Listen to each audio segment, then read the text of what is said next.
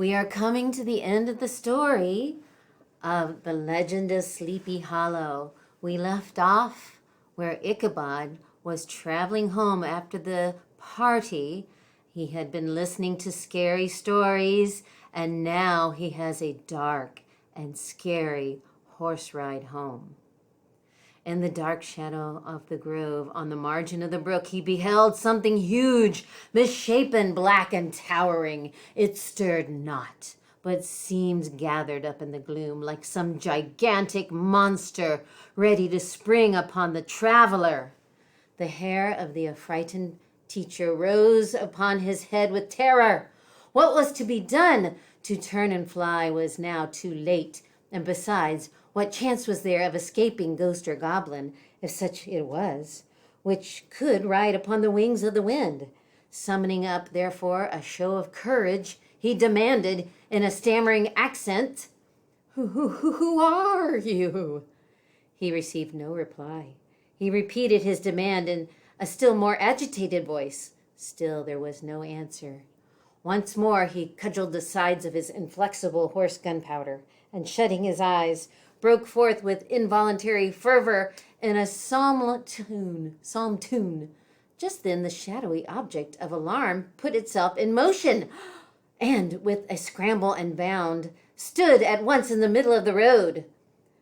Though the night was dark and dismal, yet the form of the unknown might now in some degree be ascertained. He appeared to be a horseman of large dimensions, and mounted on a black horse of powerful frame.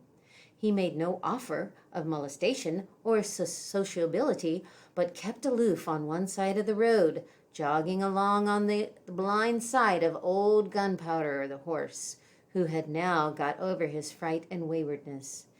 Ichabod, who had no relish for this strange midnight companion, and bethought himself of the adventure story of Brawn Bones that was told at this party, with the galloping Hessian, now quickened his steed in hopes of leaving him behind.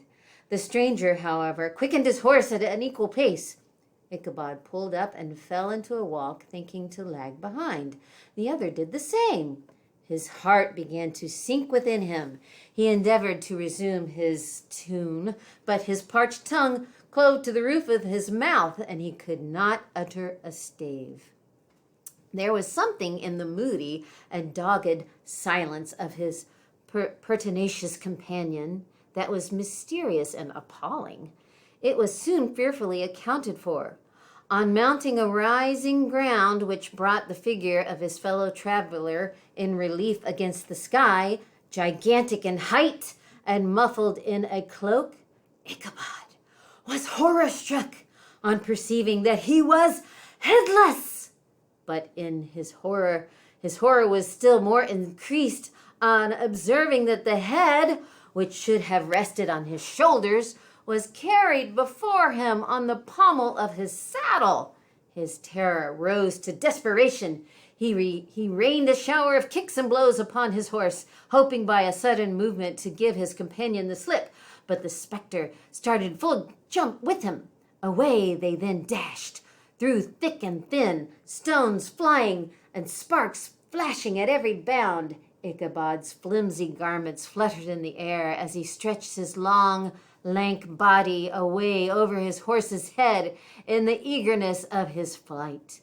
They now had reached the road which turns off to Sleepy Hollow, but Gunpowder, the horse, who seemed possessed with a demon, instead of keeping up it, made an opposite turn and plunged headlong down the hill to the left. This road leads through a sandy hollow, shaded by trees for about a quarter of a mile, where it crosses the bridge famous in goblin story, and just beyond swells the green knoll on which stands the whitewashed church. As yet, the panic of the steed had given his unskillful rider an apparent advantage in the chase. But just as he had got halfway through the hollow, the girths of the saddle gave way, and he felt it slipping from under him. He seized it by the pommel and endeavored to hold firm, but in vain, and had just time to save himself by clasping old Gunpowder around the neck when the saddle fell to the earth and he heard it trample underfoot by his pursuer. For a moment, the terror of Hans Van Ripper's wrath passed his mind, for it was his Sunday saddle, but it was no time for petty fears. The goblin was at hand on his haunches, and unskillful rider that he was, he had much ado to maintain his seat, sometimes slipping on one side, sometimes another, and sometimes jolted on the high ridge of the horse's backbone with a violence that he verily feared would cleave him asunder. An opening in the trees now cheered him with the hopes that the church bridge was at hand. The wavering reflection of a silver star in the bosom of the brook told him that he was not mistaken. He saw the walls of the church dimly glaring across under the trees beyond.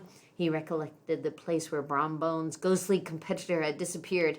If I can but reach that bridge, thought Ichabod, I am safe. Just then he heard the black steed panting and blowing close behind him. He even fancied that he felt his hot breath. Another convulsive kick in the ribs, and old Gunpowder sprang upon the bridge. He thundered over the resounding planks. He gained the opposite side, and now Ichabod cast a look behind him to see if his pursuer should vanish, according to a rule, in a flash of fire and brimstone. Just then he saw the goblin rising in his stirrups, and in the very act of hurling his head at him, Ichabod endeavored to dodge the horrible missile, but too late. It encountered his cranium with a tremendous crash. He was tumbling headlong into the dust, and Gunpowder, the black steed, and the goblin rider passed by like a whirlwind. The next morning, the old horse was found without his saddle, and with the bridle under his feet, soberly cropping the grass at his master's gate. Ichabod did not make his appearance at breakfast. Dinner hour came, but no Ichabod. The boys assembled at the schoolhouse and strolled idly about the banks of the brook, but no schoolmaster. Hans Van Ripper now began to feel some uneasiness about the fate of poor Ichabod and his saddle. An inquiry was set on foot, and after diligent investigation they came upon his traces. In one part of the road leading to the church was found the saddle trampled in the dirt, the tracks of horses' hooves deeply dented in the road, and evidently at furious speed, were traced to the bridge, beyond which, on the bank of a broad part of the brook, where the water ran deep and black, was found the hat of the unfortunate Ichabod, and close beside it a shattered pumpkin.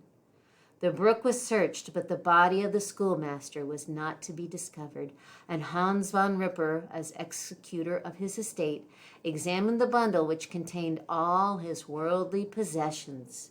They consisted of 2 shirts and a half, 2 stocks for the neck, a pair of 2 of worsted stockings, an old pair of corduroy small clothes, a rusty razor, a book of psalm tunes full of dog ears, and a broken pitch pipe. As to the books and furniture of the schoolhouse, they belonged to the community, excepting Cotton Mather's History of Witchcraft in New England Almanac and a Book of Dreams, and in which the last was a sheet of foolscap, much scribbled and blotted, and several fruitless attempts to make a copy of verses in honor of the heiress of Van Tassel. These books and the poetic scrawl were forthwith consigned to the flames by Hans Van Ripper, who from that time forward determined to send his children no more to school, observing that he never knew any good come to the same reading and writing. Whatever money the schoolmaster possessed, and he had received his quarter's pay but a day or 2 before, he must have had about his persons at the time of disappearance. There's a little bit more. We'll pick it up later, but that's pretty much the ending and the mysterious disappearance of Ichabod Crane and the legend of Sleepy Hollow.